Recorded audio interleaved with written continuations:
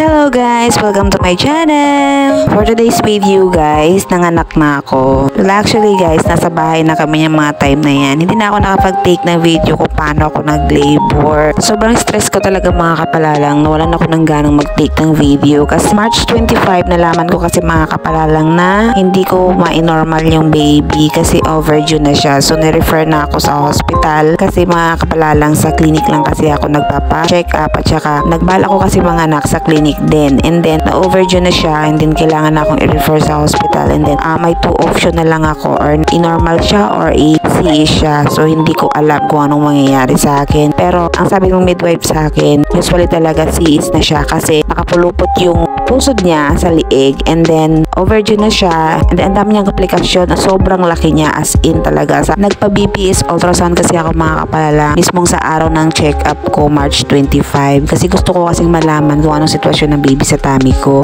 Actually, ako talaga yung nag-request ng BPS ultrasound midwife ko. Before ako nagpa-ultrasound mga kapalala, nagpa-IM muna ako sa midwife ko. So ayun na nga, nalaman kong 2cm na siya, pero sabi ng midwife ko parang normal na lang yun sa akin kasi nga syempre hindi naman ako nanganganay, may 3 anak na ako.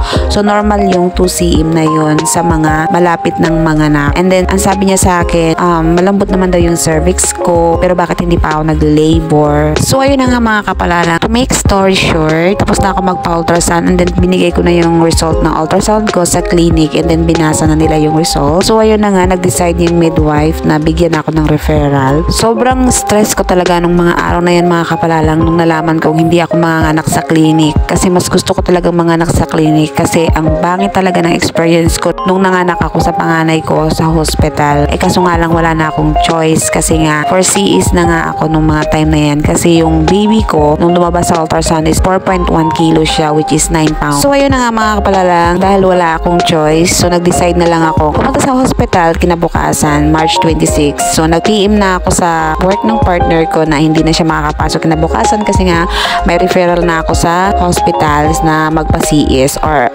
option para sa aking panganganak. So sa gabi pa lang mga kapalalang, hindi na ako makatulog, iyak na ako ng iyak dahil ayaw ko nga magpa-CS kasi sobrang hirap daw talaga. Sa lahat ng mga kakilala ko pag tinatanong ko, sobrang hirap pag CS, hindi ka makakakilos. So inaalala ko yung mga kasama ko dito sa bahay, lalo na yung mga anak ko. Yung pangatlo kasing anak 2 years old pa lang, so hindi pa siya sanay na mawalay sa akin. So ayun na nga mga kapalalang, by March 26, 3 AM in the morning, nag-labor na ako mga kapalalang. So sobrang saya talaga ng pakiramdam ko mga kapalalang kahit naghalo yung kaba kasi mag-labor, sobrang sakit talaga yung labor. Pero dahil ito yung pinaka-inihintay ko, kaya sobrang saya ko talaga na mangyayari na siya kasi ang akala ko talaga na walang labor na mangyayari. Thank you Lord talaga dahil hindi niya ako pinaabot sa hospital. As 5:30 in the morning, hindi ko na kinaya yung sakit. So nagpadala na talaga ako sa clinic kung saan ako nagpapa-check up. And then pagdating namin doon, inai ako ng midwife ko.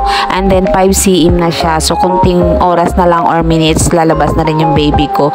Tsaka mabilis lang talaga lumabas yung baby pag ako talaga nag-labor kasi sinasabayan ko siya ng hindi ko siya pinipigilan. So ayun na nga mga kapalalang, finally 7 o'clock in the morning, lumabas na rin yung baby Santino namin. So thank you for watching this video mga kapalalang at sana magustuhan nyo. Please don't forget to like and subscribe. Bye-bye!